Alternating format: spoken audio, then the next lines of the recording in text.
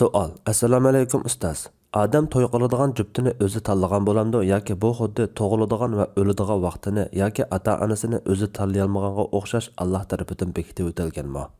Javob. Va alaykum assalom va rahmatulloh. Alloh taolo azalda sizning juftingizning kim bo'ladiganligini, farzandlaringizning kim bo'ladiganligini putib o'tgan bo'ladi. Bo'lgan va kelgusida bo'ladigan ishlarning hammasi Allohning putishi bilan bo'ladi.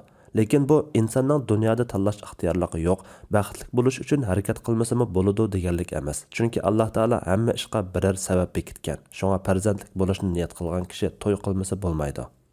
Alloh taolo putib o'tgan ilmi g'aybni bizga bildirmagan bo'lg'achqa, har bir kishi kuchining yetishicha to'g'rini va foydali bo'lganini tanlashga tirishishi kerak. Shuning uchun juftini tanlashga tirishmay, menga putilgani keladi deb o'ltirish to'g'ri emas.